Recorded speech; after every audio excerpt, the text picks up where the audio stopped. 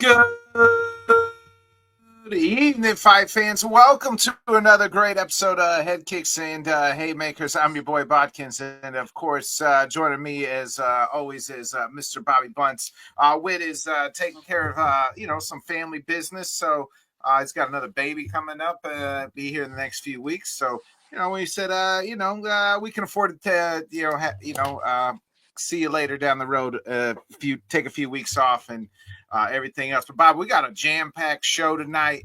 Not only we got UFC 315 headlined by your favorite fighter Bilal Muhammad versus Jack Della Maddalena for the welterweight title. The co-main event is obviously Shevchenko versus Menier Ferro, a fight that I feel like Menier has been sitting on the sidelines for a while, waiting for this title fight. Much to get into. Hopefully, we'll have Mr. Don Davis be joining us here after bit. But let's start. I mean, what a jam-packed weekend we had, Bobby, in combat sports. Like from Friday's Madison Square Garden events to UFC to Canelo to the other boxing event on Sunday, which was the best. The names are escaping me off the top here, but what an incredible week. We could start at the Madison. Do we go chronologically here and just start at the MSG? Your thoughts? I thought the event didn't hit so well. I mean, going into it, I said, why are we even doing this matchup? Whenever you do this stuff in boxing, when you have a set rematch and you don't, you try to milk it and, go more down the line, what ends up happening? Either someone could slip on a banana peel, the fight could be a little lackluster, and all around, I would have to give the Times Square an F. It looked terrible. Granted, it wasn't for the people there, but like based on what we were sold, it just, uh, was terrible in my opinion. Like everything how it looked. If Turkey Al Sheikh's idea was to bring the lifeless environment of Saudi Arabia into Times Square, well, then he succeeded. But it definitely seemed like the fighters were thrown off from being outside in the middle of the street and stuff. Um, it was kind of a cool idea, but in the end, it seemed like it's something that probably should have just been left for an interview and not acted on. Because to me, all it did was make me uninterested in the rematch that I wanted to see. And Devin Haney won the fight in very Devin Haney fashion. You know, Definitely outclassed him and never put anything at risk. And I think a lot of people thought that the matchup would make him kind of press a little bit more action, but it just seemed kind of clear that I got this paycheck. Why am I going to put any risk in this? And especially when I got the Garcia matchup and the Garcia fight, the second Garcia got dropped, he seemed to no longer want to engage and take no other risk because he had that payday. Granted, both of them were coming off missing significant time. One through suspension and the other choosing Through not to feelings. fight. Through Yeah, feelings. I will say though, the thing that probably aged the best for Devin Haney, though I was not really too inspired by his performance or anything, but the lawsuit aspect of it. A lot of people called him out for that and said that was weak. But when you see that turd that Ryan Garcia put on the board, it's hard to say that he didn't have a justifiable case there. So to me, I immediately, threw that in the back. I knew we were kind of getting more of the same with the Canelo fight, which we absolutely did. And, it was probably just part of that Canelo deal. Um, but I do think, Rolly should, get credit for fighting the fight that he needed to. Definitely seemed like the sparring in the previous matchups with Garcia helped out. But Garcia just like really came out flat. And other than, throwing the jab early before he got dropped, he wasn't, really doing too much. And, he's known for throwing that left hook. And we didn't see much of that. The corner was begging to get something out of him. And my favorite highlight of the night was probably listening to the commentary, who definitely got us through a lot of it because they were calling it how they saw it too. But yeah, for me, I would not ever want to see anything like that again. And I kind of am in no hurry to see Garcia versus Haney too, a fight that was one of my most anticipated boxing matches. Now it's like, yeah, they're gonna book it. It'll probably be a stale environment in Saudi, and that was probably my overall reaction. Is the new car smell with Turkey Al Sheikh is definitely wearing thin, and it's just really bringing us lifeless events. Bunch of media I respect that just really seems to be mouthpieces on payroll now, and it's really hard to take any of it seriously. But I guess that's just the world we're living in. Yeah, yeah. The whole event itself, I thought it was a great idea, right? But I think when we're sold like fight in Times Square, like the idea itself, right, sounds awesome, but like the way they went about it, right? It was, we know it was closed off to the elite, I guess you could say. Like it wasn't the common fight fan, and the it was like watching the Apex. Like there was no life to the party. So for that, it was a big old pile of dog shit, if I do say so myself. So that's what I give the event, Bobby. It's just a big old pile of shit. Um, because in itself, it just wasn't, at Times Square, just like, if I think if the common fan could have, like, they could have surrounded that with just common fans and gave, like, maybe put it on free for the people to watch, right? Live. Um, it in person would have been great. I think that would have gave it more event. The fights just also did not deliver. Like, I mean, from top to bottom, the fights, the best fight might have been the cop versus the firefighter. You know what I mean? Like, in all honesty, I mean, the Haney fight was garbage. The Garcia fight was, Rolly did a good job, but Garcia just wasn't, like, it just wasn't there. So like this self in itself, so like cool atmosphere, I felt like could have been better if they would have just let the people watch, like, and had the fights deliver. The fights just didn't deliver. They just weren't like, and I think maybe part like you said is like they were setting up Haney versus Garcia. They should have just done that fight instead of waiting, because now both of them don't look. Are you signing up to rewatch that fight, Haney versus Garcia? I don't really think so. Like, you know what I mean? Like, if they should have done that on Friday night and not waited. And the same thing with kind of going to the Canelo just real quick. The same thing, like with Canelo, like, did he really need to fight in Saudi against this? You know what I mean? A fight that we already know he's going to do, Bud. Um, like, that's the fight to make, like, because he didn't seem like that fight really mattered, or he was, that great in that fight either. So both of those fights were just kind of trajectory down. I don't want to keep our guest waiting any longer, Bobby. So we'll get back to the UFC in Des Moines, and then we'll get to UFC 315. But there's a big PFL card, and unfortunately, we got to figure out why the hell we won't be able to watch it here in the United States. So we made a phone call, and we reached out, and welcome to the first time ever, making his first time ever at Headkicks and Haymakers, the president of the PFL, Mr. Don Davis. Thank you for Don, having me. Hello. hello, Don. Thanks for joining us.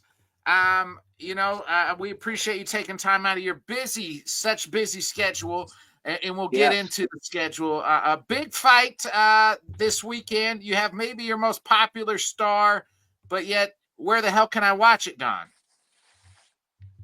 Well, if you are based in the United States, that is the joy of the PFL Europe and the different regional scenes. It's going to be a local affair that you will have to stay tuned to hopefully see, whichever fighter you are rooting for move up in time to the PFL World Tournament. So I hope that answers your question. No, it doesn't, Don. It doesn't. Well, you literally have your I biggest don't know star. how it could be any clearer. You see, I'm based in the United States. I want to watch your biggest star, a guy who I saw almost go toe to toe with Nurmagomedov a couple weeks ago in Paul Davis, and now I can't watch him in that environment. That's what you guys bring, is the great environment overseas, and I want to watch him in his home country, and I can't. I understand. And, media rights deals are difficult, okay? And we're building a global brand. And it is not as simple as, Netflix coming in to save the day for the little guy, okay? And we are the fastest rising MMA promotion in the world, okay? And, we focus there on the world. But yes, it is the great unique aspect of PFL Europe and all of the other regional PFL promotions that it's what makes the World Tournament so special at this time. And of course, we are, looking for different, more all-encompassing distribution. But for now, do not Google ExpressVPN and sit tight. But Don, like you got the tournament on ESPN every Thursday. We just watched Phil Davis, win a fight, his first fight in like a decade. Amazing fight. But we can't watch your biggest star. Why couldn't this one? Not if you're based in the United States. Okay. Believe me, I mean, we're in these meetings saying the same thing. And I feel like you're anti-American here, Don. Whoa. I'm just saying. Not at all. Not in the slightest. If you want to take that tack, I might have to borrow that for the next meeting we have with our advertisers. You want to talk about un-American?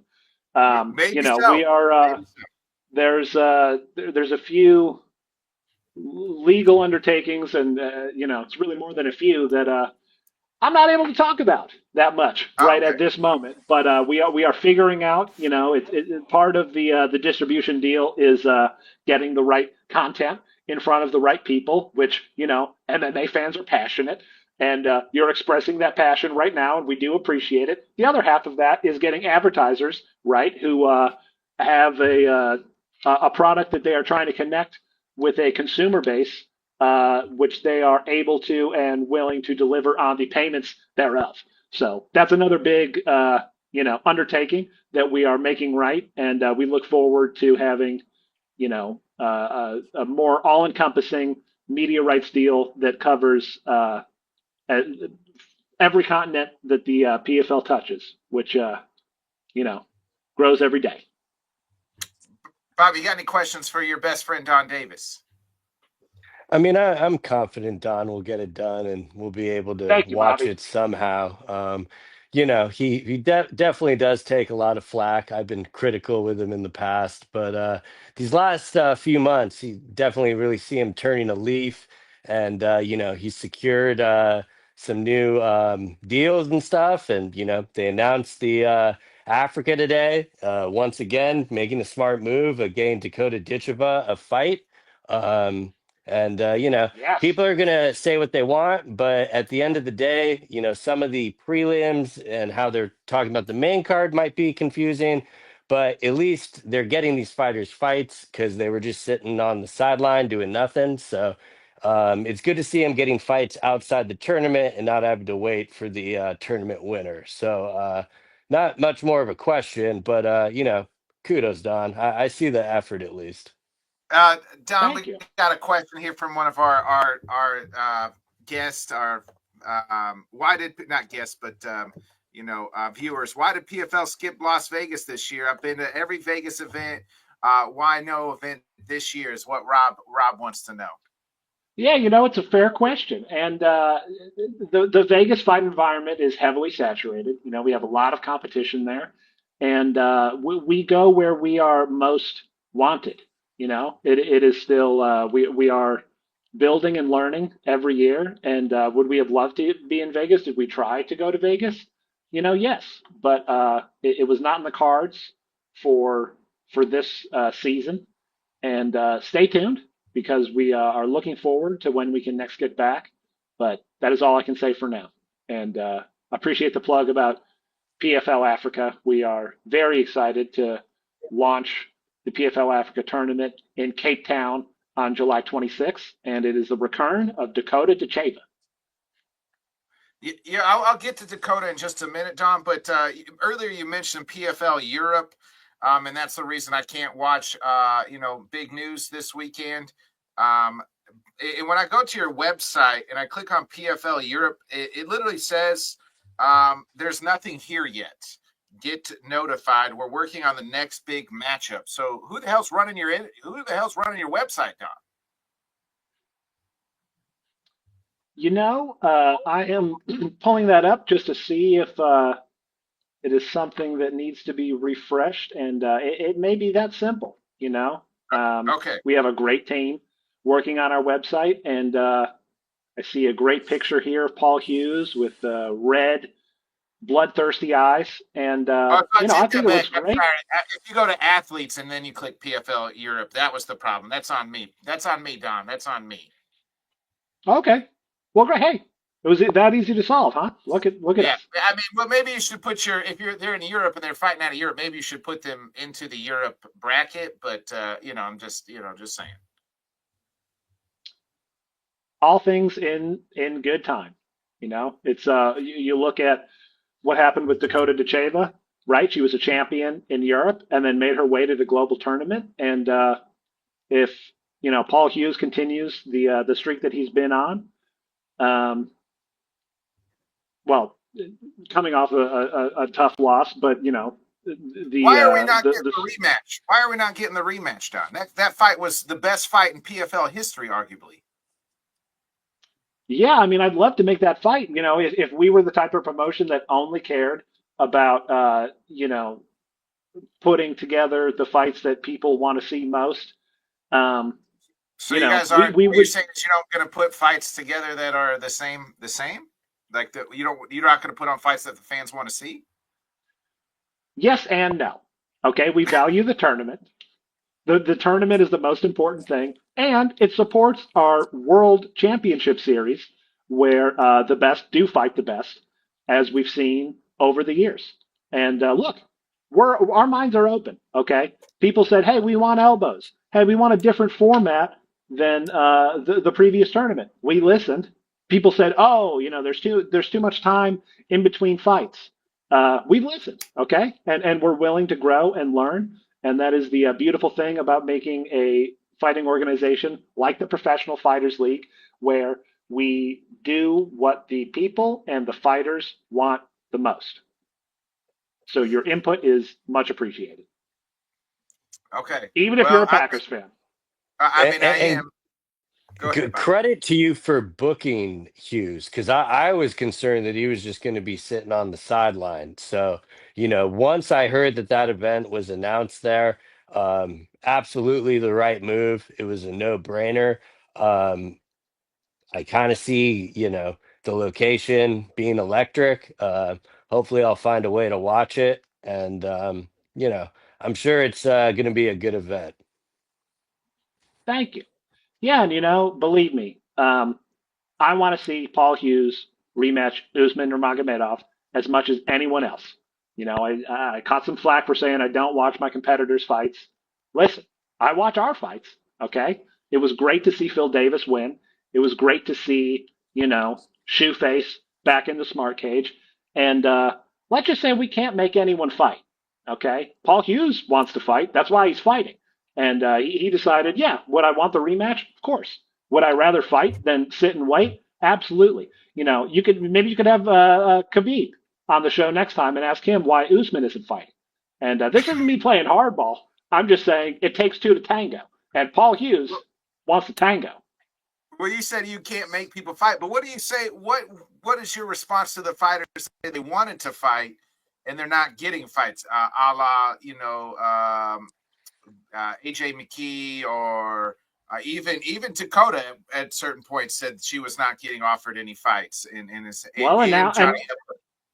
and now she is, and now Johnny Eblin is, and AJ McKee is in an interesting position, right, where he's raised his stock a lot, and does he want to fight?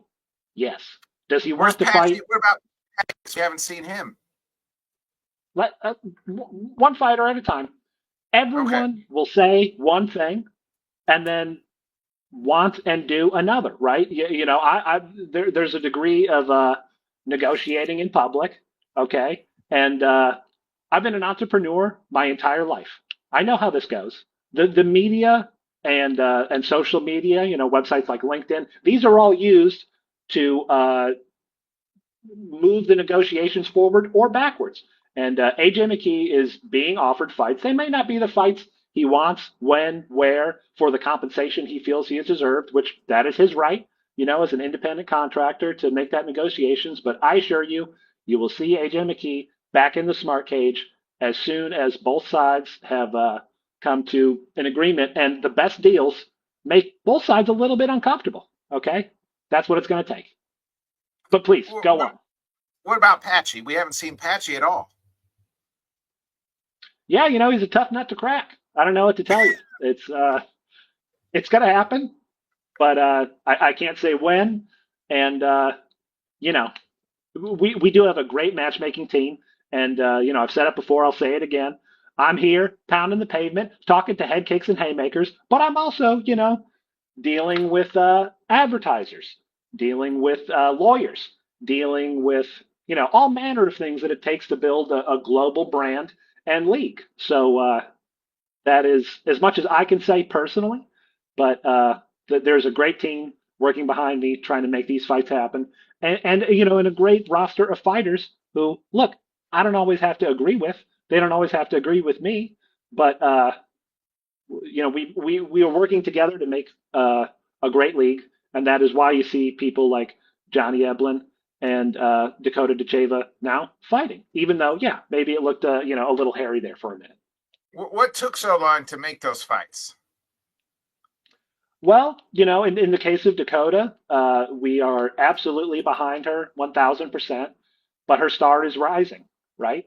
And making a fight with someone who is just hungry to get in the cage, the smart cage that is, and show their skills versus someone who's recognized that their stock is raised, that they are now a global brand in her own right. I mean, if you watch the last card, you see Dakota's face on every one of those ads, right? And the advertisers are who, in theory, pay the bills. So it's the negotiations are a little slower, and I don't think that's any knock on Dakota. That's what she should be doing. That's you see that across the board in this sport when your own stock raises and you become, the face of an organization. Um, the negotiations go a little bit slower, and she's been through the grind of that tournament, and now she's in a different place where that's all I can say. Those negotiations are a little slower. We got it done, but were both sides uncomfortable? You betcha. Don, my last, just a couple more questions. Again, we appreciate you taking the time out and answering these tough questions. We appreciate you. Thank you, Don. My question is, it's PFL Africa, but no sign of Francis Ngannou, and that was what this is supposed to be built around.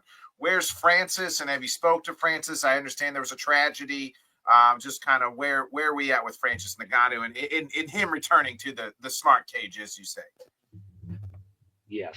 So as you said, there was a terrible, terrible tragedy, and I've called Francis. I have gone out to Cameroon to have a great number of meaningful sit downs and dinners with Francis. Um, right now, he's focused on being there for his family, being there for the family of the victim, and as far as his return to the smart cage, no one at PFL is pressuring Francis to do anything. We've been very flexible, allowing him to go out and box, raising his own stake. To the conversation about Dakota. Look at what Francis has done since betting on himself, right? And that elevates the platform of the PFL. But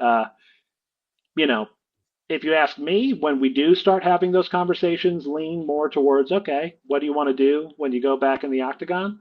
If you listen to the boys in the back, I've put out my thoughts on this, and I'll say it again. Open weight world tournament. We're getting Francis. We're doing what it takes to win the Eddie Hall sweepstakes. and whoever else either of them won that tournament. Would it be great to see, you know, other heavyweights from PFL? Sure. Would we be open to co-promoting with KSW? Absolutely. Okay, there's an opportunity here to do something very special in the scope of super fights that no one has seen since the early days of MMA in a safer way that we could actually get approved by a legit sanctioning body. So those are my thoughts. I can't think of a fight that anyone would want to see in heavyweight MMA more than Francis Ngannou versus Eddie Hall across any organization. Go ahead, Bobby. You mentioned calling in on boys in the back. I enjoyed that quite much. Is there a reason that you have not called in or done an interview with Ariel Helwani, though? What made Thank you. you That's go my to next. That was my the last question. middle What's show the beat? there? Yeah, That good question. jabroni? Listen, I've tried to talk to Ariel, okay, and we've talked in the past, and I don't know what I did to grind his gears, but you might as well call me Ali Abdelaziz because me and that guy do not see eye to eye, okay, and he does great work. It's nothing personal, but if I saw that pipsqueak, it's on site, okay. I cardio kickbox too. No, in all seriousness, I don't respect his journalistic integrity, and I'd much rather talk to someone like Connor Burks, uh, New York Rick, Mysterious Frank, anyone, because they're actually going to get to the real questions. I heard another great question on that show because I listened to it as well. Arnold Schwarzenegger called in, if you can believe this, and he follows the sport very closely. He's asking the tough questions. Okay, the PFL isn't trying to get the Ali Act undone. Okay, so do I want to talk to a reporter who is burying the biggest story in MMA as a promoter who is fighter first? As much as, yes, again, negotiations get tough, okay? But we have never said that we are not fighter first. Remember why Francis came to the PFL, okay? It wasn't just because, he believes in Jake Paul. It's because he wanted to do something beyond being a contractor who is ultimately a fungible asset to a company, right? He wanted to be the president of PFL Africa. He wanted to support fighters in a way that goes beyond, surface level optics. So all of that to say, Ariel Helwani, add me back on LinkedIn or don't. Hey, You know Rob what? wants to. Don't. Rob, real quick, Rob just wanted to let you know the merch under Takedown's much better than the years past. So he just wanted to say thank you. Thank you, Rob. So, Don, again, I'm disappointed I won't be able to watch. Big news this weekend because you're blocking me because you're anti-American and don't want to put it on in the States. But nonetheless, I guess I'll just have to stream it somehow, some way. Don't you feel like you're cutting off a big majority here? Like I feel like that's a thing. You know what I mean? Bucket, we're on the same side here. Listen, the advertisers who are not paying us. Okay, I'll come out. My lawyer's going to hate that I'm saying this. The advertisers that are not paying us are keeping us from getting, I know it, the distribution in the United States. If anyone, it's okay, Kevin. If anyone is un-American, it's our advertisers, and that's why we're taking them to the greatest court under the sun, the United States court. Okay, all right, Don. Thank you, Will. Well, we appreciate we appreciate you coming and joining us. We hope to have you back on some of the time since you don't want to talk to that stooge Ariel Helwani. You can always come on Headkicks and Haymakers and talk to me and Mr. Bobby Blunts. I appreciate you and give my best to Wit. I'll happy to come on anytime. We will, Don. We appreciate it. Thank you. Absolutely. Thanks for the support as always, Bobby. You're my guy. Thank you, Bobby's Don. Keep doing you. And, PFL, president, Mr. Don Davis. Everybody. Peace. Thanks, Don.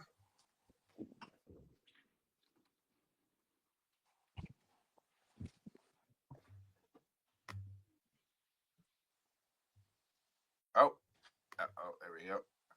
Bobby, what'd you think? I mean, Don Davis answering the tough questions. We put him in the hot seat. Yeah, I mean, like I was telling him, he's he's doing a lot of things that there's some kinks there, but at the same time, he's getting stuff done that kind of matters and stuff. And going back to the states not being able to see it, I know it sucks for us, but we're kind of their small market anyways. So it wouldn't shock me if maybe it gets put on like YouTube or something, or they find like some type of workaround. But I think their main priority was just locking it down because in the zone you can watch it in Europe. So, um, but it it's good to see like these fighters getting booked and not having to wait. So I'm sure he'll keep it going. Yeah, we'll have to see. Let's get back into this past weekend. We kind of left off. I said that the MS. We kind of both agreed the MS was absolute dog shit. Event.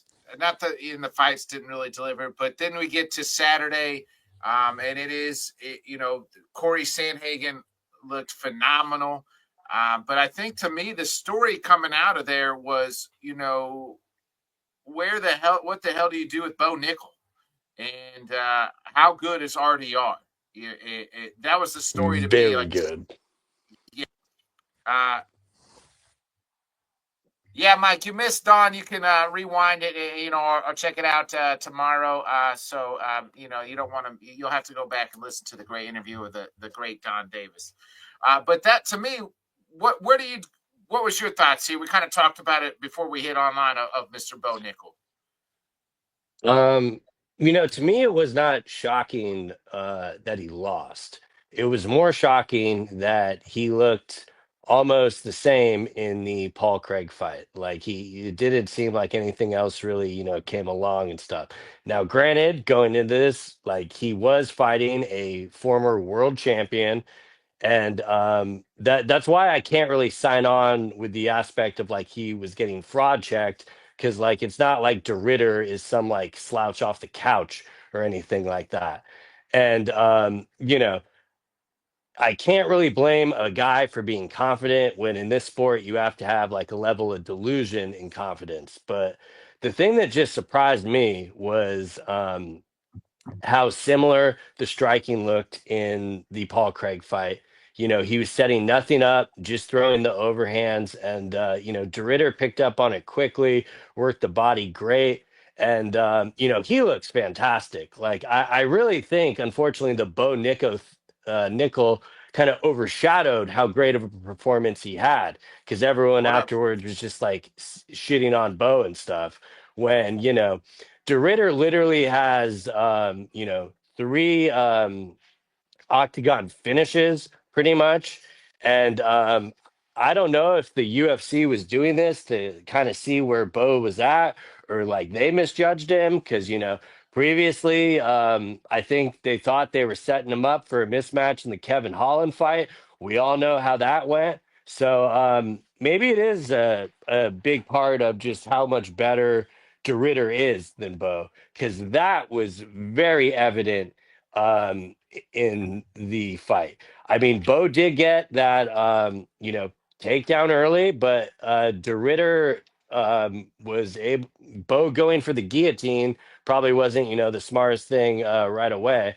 But I mean, as far as what you do with Bo Nickel, I just would say do not fight anyone ranked. And, look at Chase Hooper. Like his striking seemed to be years behind where his grappling was. And that really seems to be the case with Bo. So it's kind of going to come down to, is the UFC going to, switch up some matchmaking here? Because there are not too many easy fights in the UFC unless they have them like fighting guys coming in off the contender and stuff, but even that might be a little dicey depending on how well-rounded their skill set is.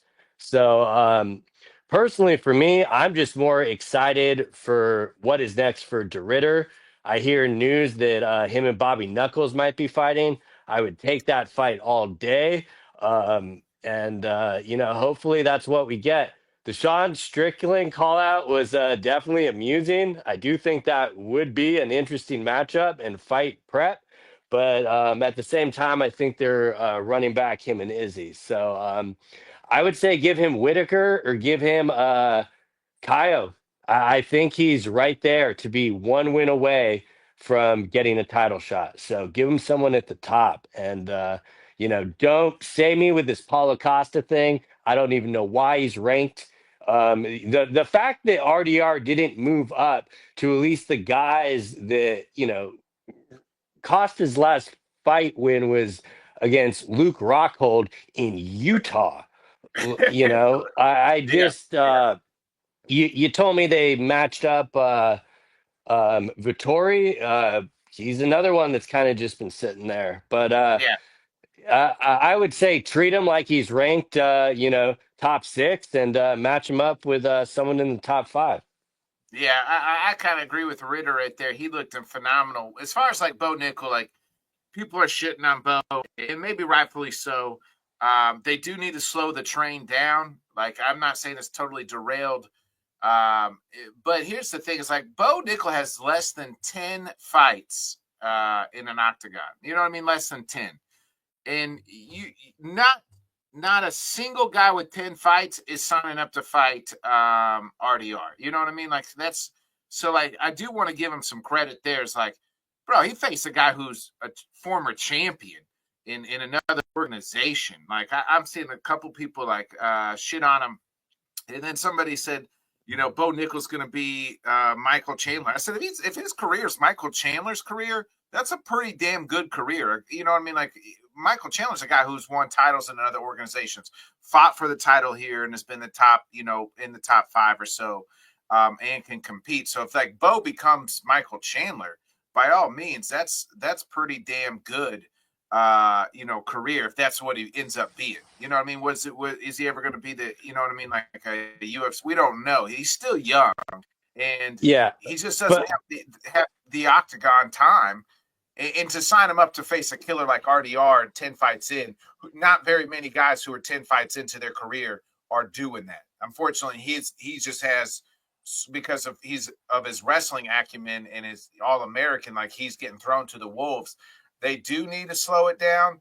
And maybe, we kind of joke, but Torres Finney or somebody like that, fight guys that are good. Are favorable matchups that you can win, but are going to test you at the same time. Um, and I think he just needs more time. So, I'm with you. Don't fight anybody ranked. I would love RDR to fight the, Bobby Knuckles or somebody like that as well. I do think it is Izzy Strickland. I've been hearing that as well, or seeing that. And real quick to touch on Corey Sandhagen, the title fight's next for me. Like for Corey, like he has fought everybody. Like he's never fought O'Malley or Marab, so why not him and like let him get the winner? It doesn't matter who it is. Let him get the winner. Like I think he's there. I really have no issues with it. What I will say though is, I'm expecting O'Malley to lose, and Yeah, I think that you know, I would kind of prefer they do Jan versus Marab too, and then give us Sanhagen versus O'Malley. But at the same time, I kind of get the leapfrog status of it. Um, Corey did say he took the Jan fight on short notice, so. How that would differ, I don't know, but just based off that performance, he walked through Figgy. yeah, Figgy just looked like a lightweight or a flyweight in there to me. And Sandhagen's size was just so much bigger. And I would almost say what happened with the knee was Figgy's way of, you don't want to intentionally blow your knee out like that. But I think he knew exactly where that was heading, he was and going that to be might in have been for a a long little, night if he just didn't hurry up and get out of there. Yeah, yeah. But I mean, at the same time, that at his age, that could very well be a career-altering injury. So hopefully, he's not out too long. But for me personally, that puts an end to the Figgy 135 experiment. I would say go back down to flyweight, but who knows if he can with what he's put on. He looked very different throughout fight week. So, but Corey Sandhagen had the performance he needed to be considered next for the title. So Yeah, well, Jan has fought both. You know what I mean? If you're going to make a case for Peter Yan, if it's O'Malley, to me that fight was close enough to run it back. Marab dog walked Peter Yan. I mean, it was a decision like it always is with Marab, but I mean, he offered nothing to Marab. So give me Corey over that situation. And I do think I'm kind of with you. I do think Marab will probably win that fight. But yeah, I think Corey's next. I think he should be next. I think well, it should be John versus Umar, wherever the hell Umar's been at. yeah, the benefit of the Sandhagen matchup is it is new because if they did do Jan next, that would be two rematches on Marab's title defense. Now, granted, that kind of shows the level Marab is at if they're having to rematch people he's already beaten. But But he faced everybody to get to the titles. The problem, because you know what I mean, like they never gave him the title, so they just kept him giving him contender after contender, and he just kept knocking him off. That's why everybody's a rematch outside of yeah, Corey. Like he missed Corey, so like that's the fight to make to me. I agree. Let's get into UFC 315 this Saturday again. Headlined by the welterweight champ Bilal Muhammad versus Jack Della Maddalena for the welterweight title. The co-main event is Valentina Shevchenko versus Manuel Ferrero. But this man, Bobby, like this card is not very deep. It seems Well, like it. losing Joel Alvarez absolutely did not help, and then pulling Morales versus Burns and Yeah, trying to claim we got an upgrade with two more rounds in the Apex. I mean, they were kind of shooting themselves from the jump on this. But the two title fights will be enough for me. The BSD fight almost fallen off. Like that was a 50-50 fight, which I legitimately thought he was going to lose. And now he's a minus 1,000 favorite. So, yeah. What do you make of him saying he hasn't had a head coach in his last few fights? kind of explains a lot, honestly, because I did not know what was like different. And granted, he was dealing with injuries as well and stuff, but that's pretty wild. Like, would that insinuate he didn't have a coach for the Poirier fight? I think he fired his fight guys after the Poirier fight, is what I was told, or maybe that's what you said. Maybe did you hear that? I I thought you said. wasn't. I didn't hear he let anyone go. You know, it I don't know, it kind of explains a lot, but it also kind of shows the noticeable sides of sometimes we don't really consider the corner and stuff like that. And Yeah, you know that knowing that I would have been a little bit more excited for the Alvarez fight, but I do got to give everyone was like mad that it was a squash matchup. And like Gamrot is bitching that like he turned down the fight on a week notice. I'm sorry. The UFC does not reward these guys for taking this on short notice. So they better give him a winnable fight like that. And credit to the guy that is getting back in the UFC by taking this fight. And he could start the pay-per-view off with a viral moment, but obviously minus 1,000 is, kind of shows you the way it should go. yeah. The fight I'd like to see, I'd like that to get bumped to the prelims. To be honest with you, the fight I'd like to see in the main card is Jessica Andrade versus Jasmine Jasudavicius. That Jasmine is a favorite over the former champ here at minus 340. So That's not on the main card? I thought it was. oh no, it's not. Huh. It is the Yeah, I'd seventh say fight. that or Mike Malott. He's That's fighting the main Bilal's event boy. prelim. That's the main event prelim, like the Hmm. headline. Malott versus Charles Radke. Malott, the Canadian favorite here at minus 180. So let's get into the main card, Bobby. I think we're both riding with BSD. Like, there's no real need to break this fight down. I mean, the minus 1,160.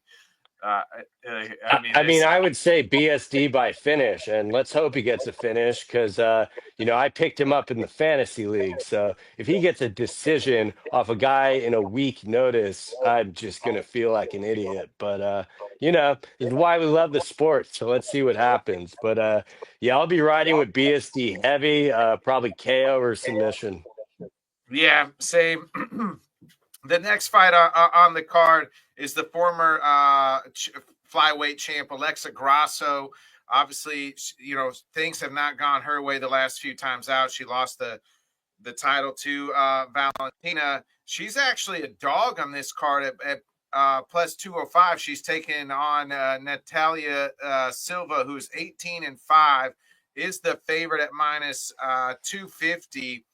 She is undefeated in the UFC, Bobby. Like this, she has been riding high. She is the last time we saw her was in September, where she did beat Jessica Andrade by unanimous decision, but undefeated in the UFC. She's trying to make sure that she enters the contendership here.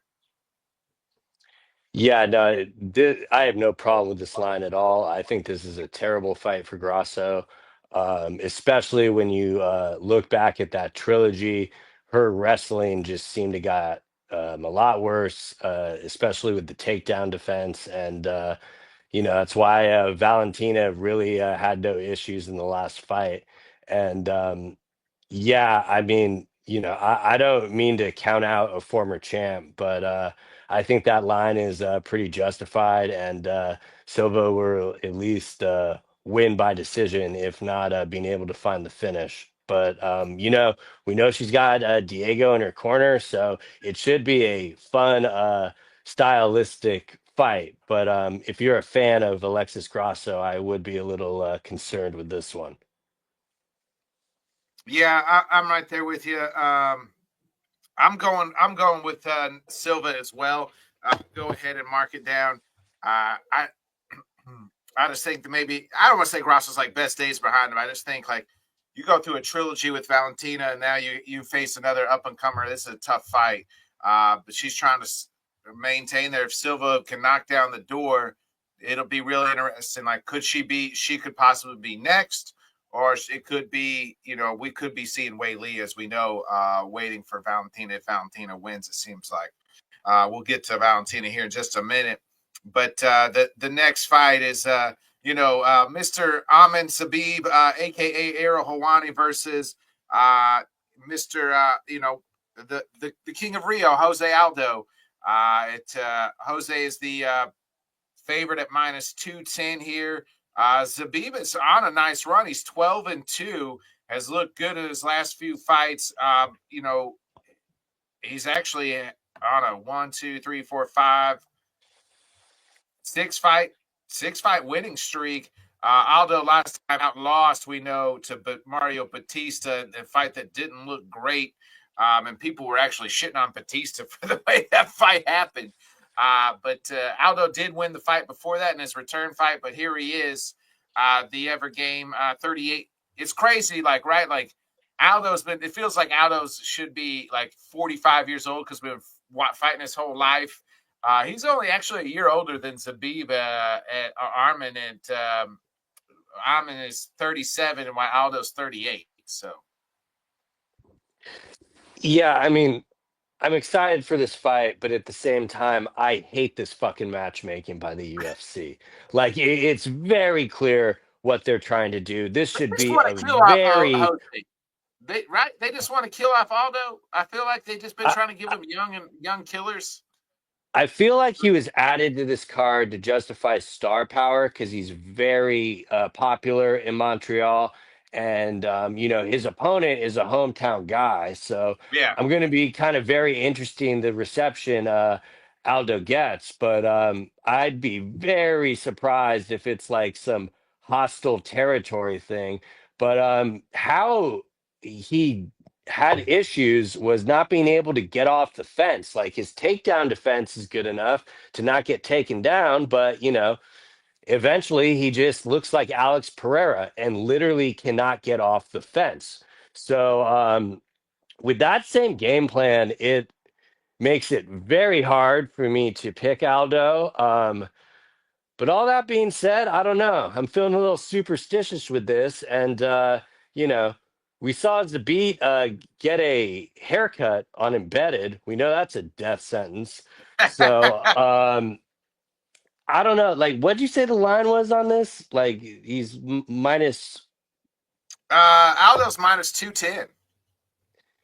Yeah, I mean, I can just kind of see it with like how he struggled is when he gets kind of put up on the fence and stuff. So um I see it. I really kind of want to make it a vibes pick and go Aldo. And I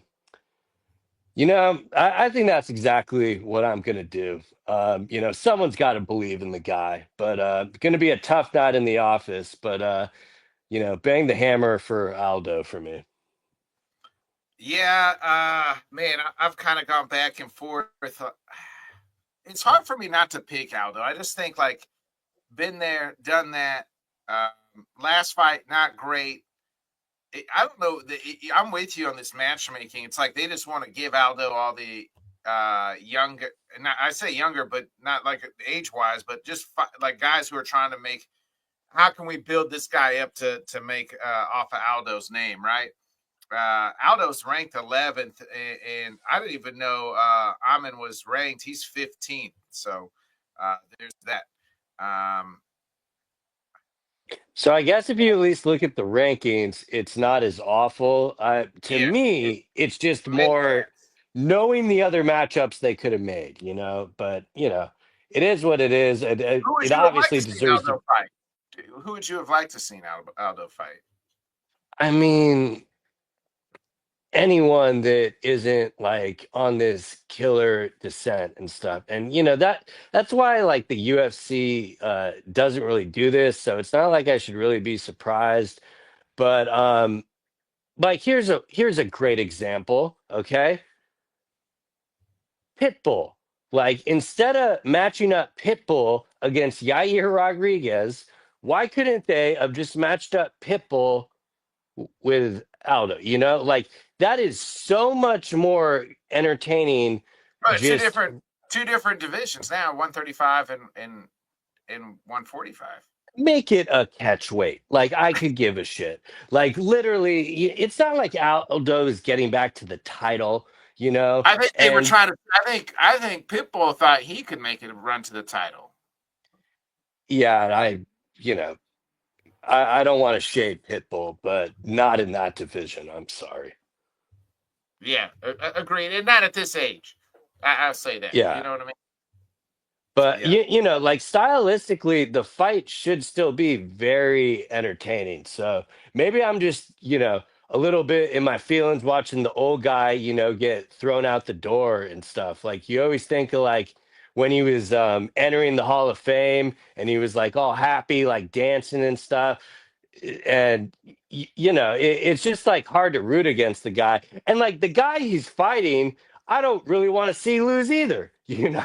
So it's just kind of one of those ones like you're damned if you do, you're damned if you don't. But you know realistically, I think it's going to be a tough night for Aldo, but I'm still going to ride with him. Yeah, I'm right. I think I'm going to ride with Aldo as well. One last time for the King of Rio. Let's go for Jose Aldo. Uh, the where we at here? Now we're getting to the co-main event. Valentina, who's coming off the win, getting the belt back at the Sphere, and taking on Maneuver. Man, I feel like how long? I'm gonna have to check here something. Last time, it's been over a year since we saw her when she beat down Aaron Blanchfield. It was a unanimous decision, but it wasn't even close. And it was that was March 30th, 2024. So there's that. So she hasn't had a finish since 2021. Her last 5 fights have been all by decision. So there's that.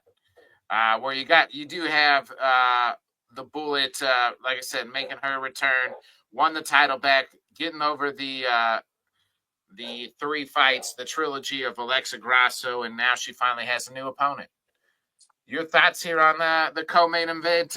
Real quick on the odds here. Let me go back here. Valentina's actually the dog on the card at plus 110. Yeah, I mean, when I saw that initially, I was a little bit surprised by it, but then I thought about it a little more, and I also, went back to the Blanchfield fight where, Marone looked great. She was able to pretty much nullify the takedown, and from there, Blanchfield really had nothing for her. And you mentioned that she hasn't fought in a year, so that might affect a few things. But at the same time, I try to wonder, like, what's worse, not having fought in a year or just coming off a trilogy? And let's be honest, it's a trilogy we did not need. I mean, if it wasn't for the Noche Sphere aspect, I think the UFC would have been fine leaving that second fight with a draw and moving on forward. But they knew No, they had she had this. to get the belt back. She had to get the belt back, and she won that first fight, that second fight. Remember? And The some second fight judge, was a draw, and yeah, that's because why the we judge, got stuck with the third fight. yeah, because the So judge fucked it up. It was bad judging.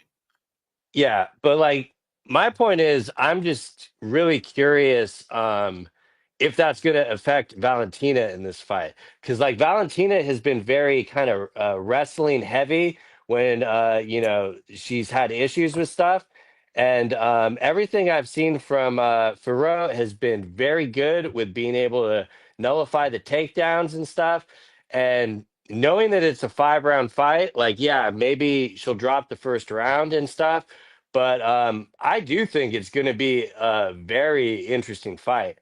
Both the co-main and the main are really the meat and potatoes on it. Like, it's not going to be the crazy highlight, real finish that we're used to with other champions. But this is going to be a very technical fight. And, I think it's going to be a game of inches. And I could really see Ferro being able to pull it off, mainly just because Valentina has been fighting the same exact person.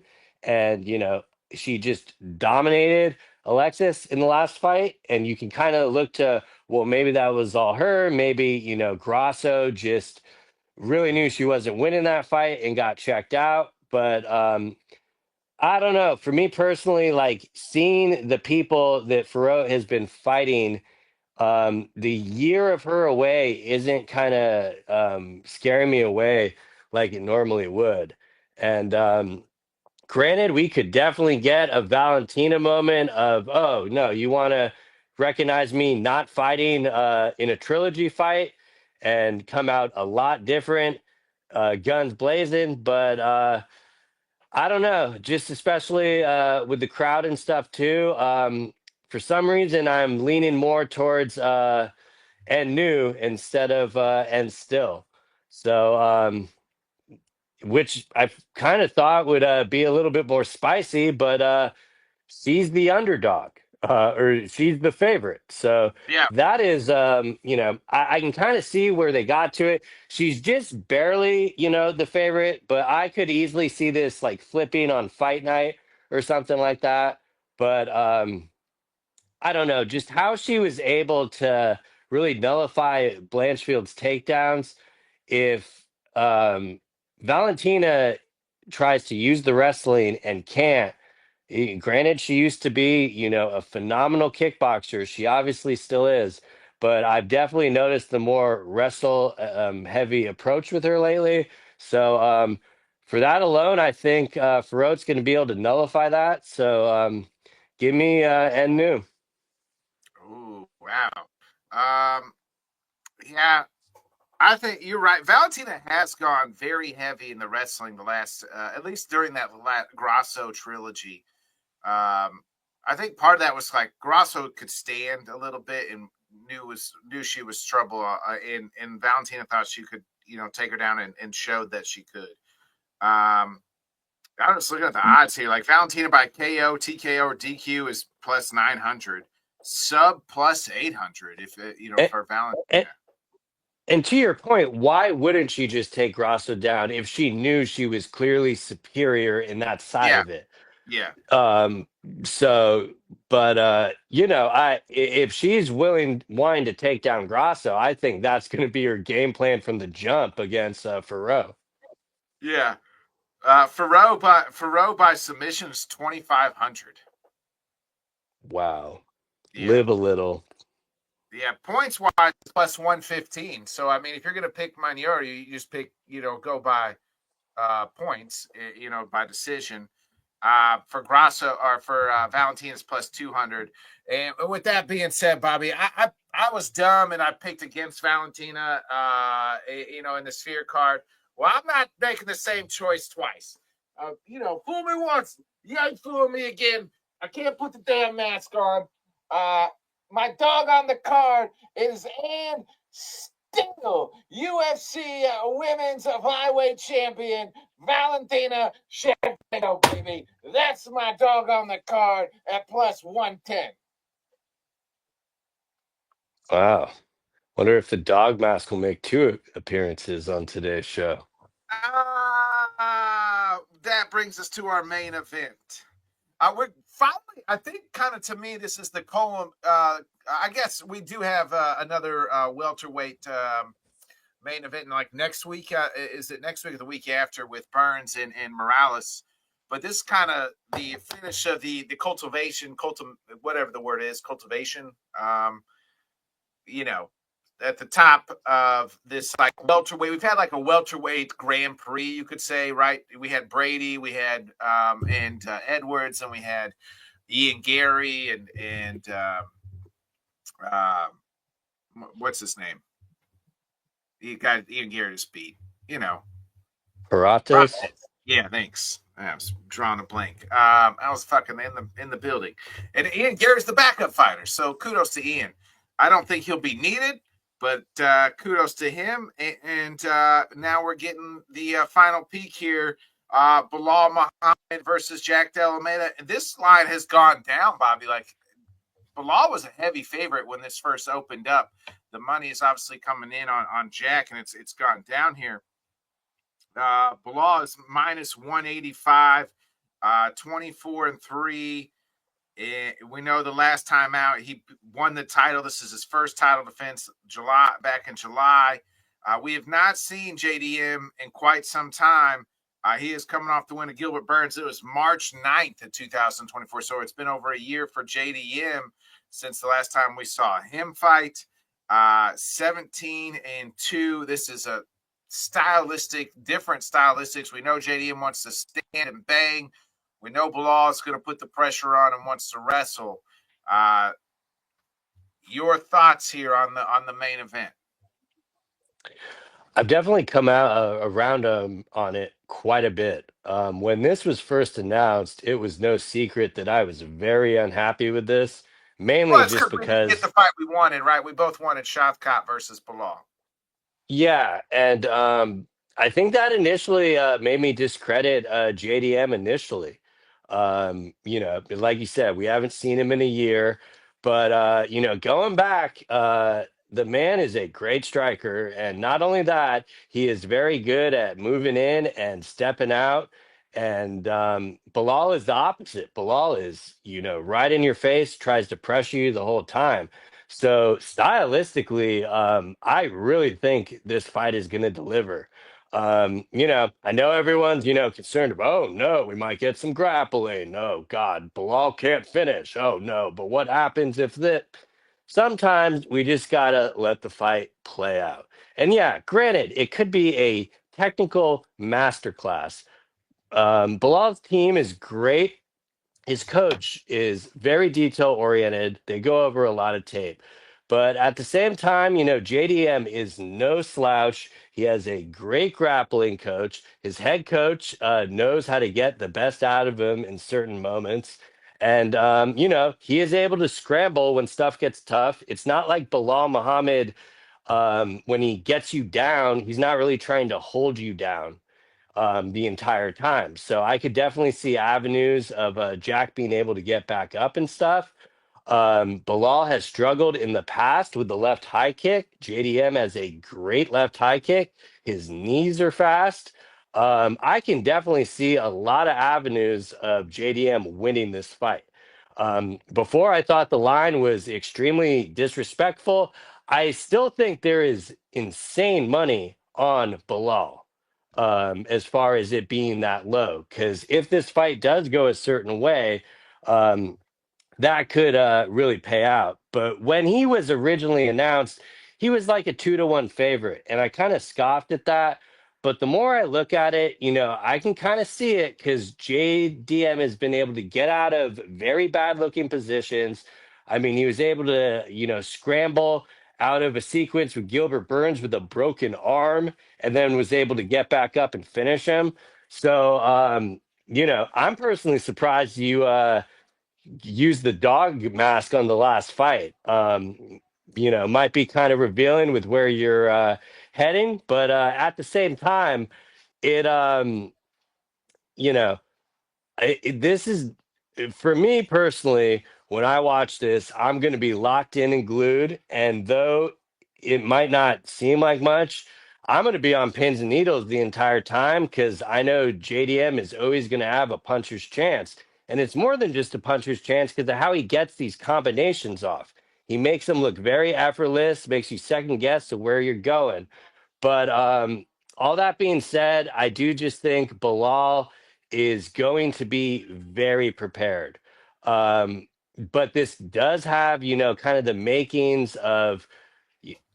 I don't think it's shocking to say the UFC would prefer this to happen. It would clear up a lot of their problems in two divisions.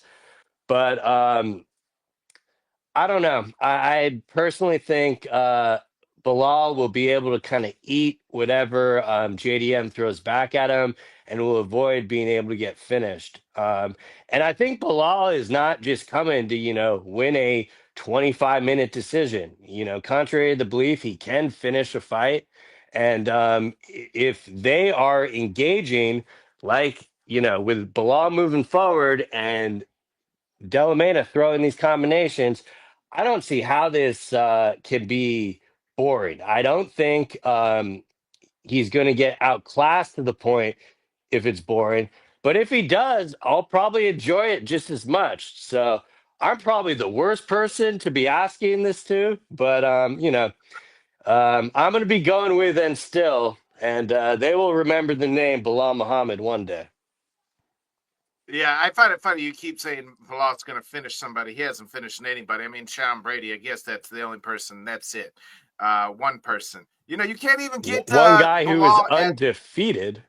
I mean, You can't even get Bilal at plus money minus with the points minus 115 by decision. So that just goes to show you what the world thinks. yeah, no, JDM Vegas ain't stupid. JDM by TKO is 250. By sub plus 2,000. Bilal by sub is 12,000, and then JDM by points is plus 550. So there's that. Do you feel like, before I give out, do you feel like cloud, especially this main event, is being clouded by Islam? And Not like at this all. I think this that's decision? yeah, no, I think that's second grade content reporting. I don't think any of that is. I do not think Islam is waiting to determine anything. If he's actually going up, he's going up regardless.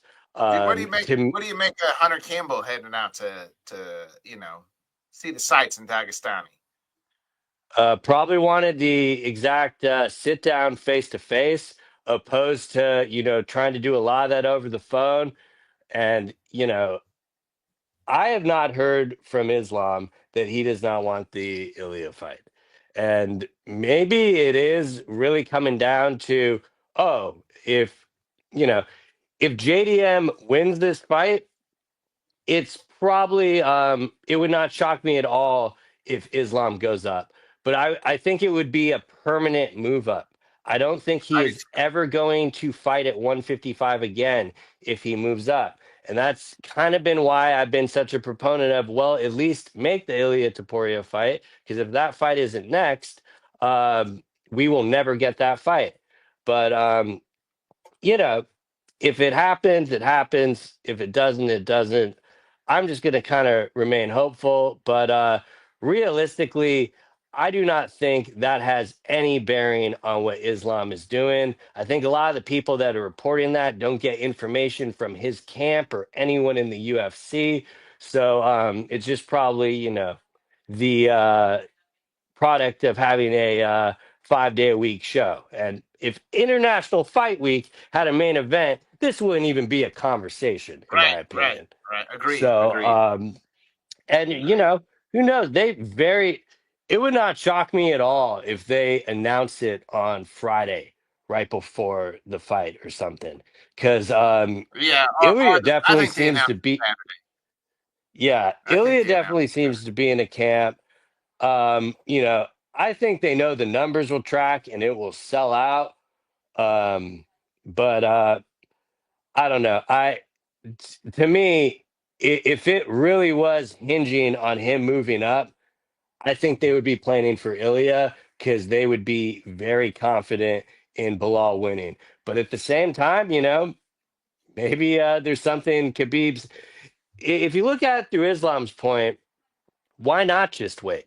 Like he can pretty much do whatever he wants as far as dictating when he's going to do it. So why not have that extra option? Because eventually we know he's going to fight at 170. So the question just will it be his next fight or will it be a fight or two?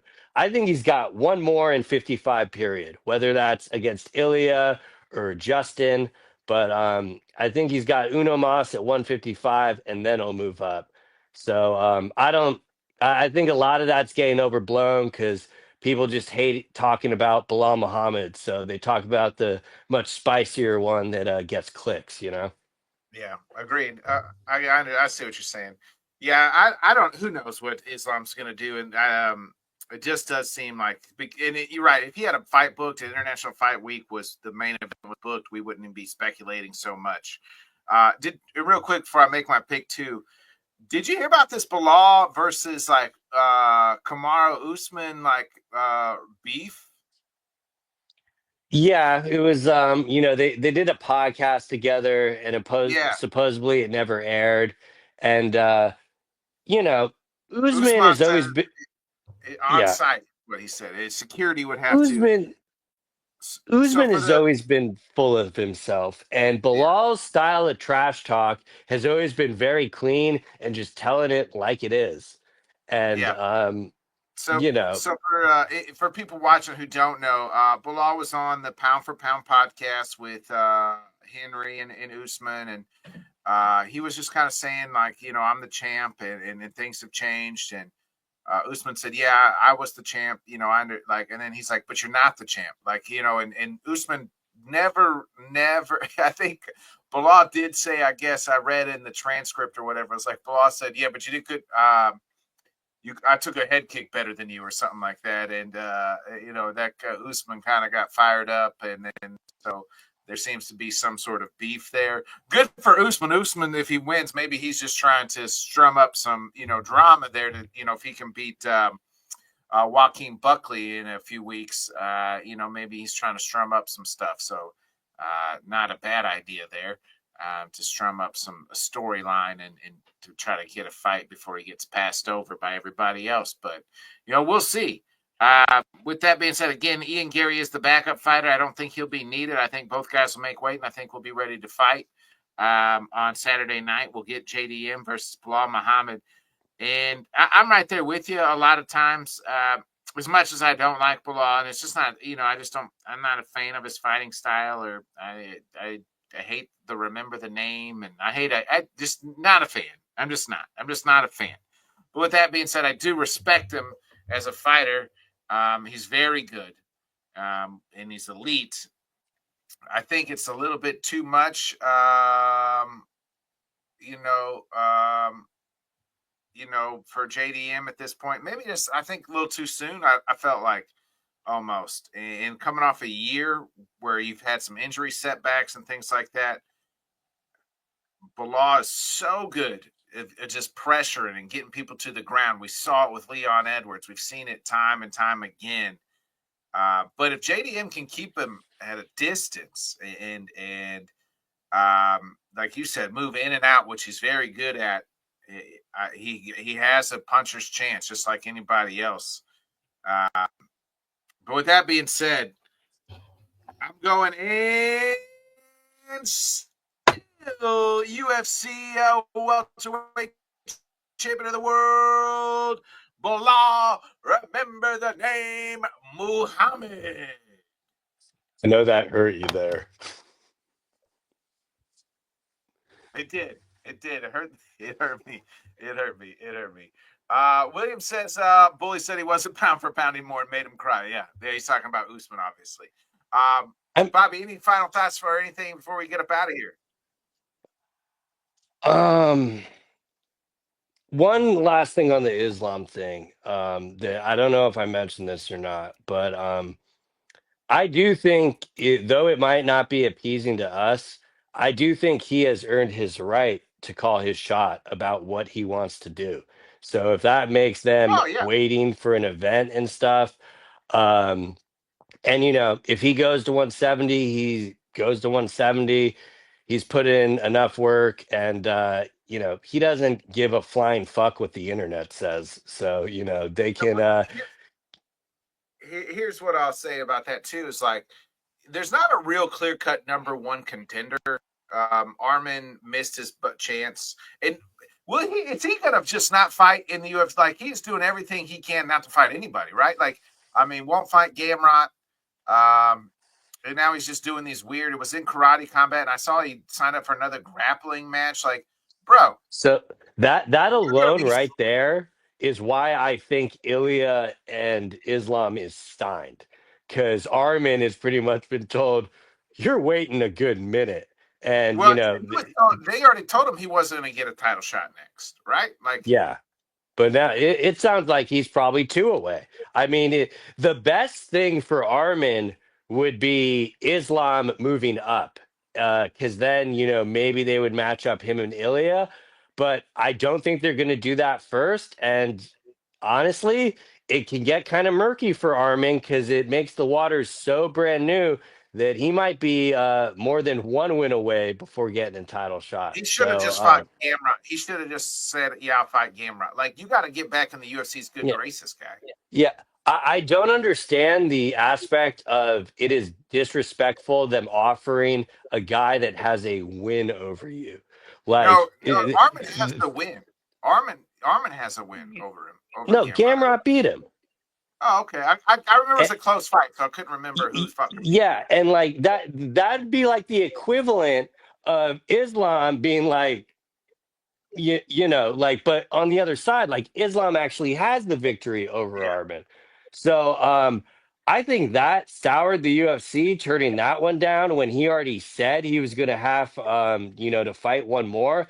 The one more is kind of irrelevant. Like take Gamera, but those are his exact words. Also saying he felt disrespected, and they're letting him do the grappling matches and stuff, but I don't think that's going to help him against Islam. So maybe I think he's mainly just doing it for the activity since he missed that last fight. So hopefully they can get him a fight booked, and that grappling match doesn't even happen. We've seen that happen in the past, but yeah, he's definitely in a tough spot. I don't envy that.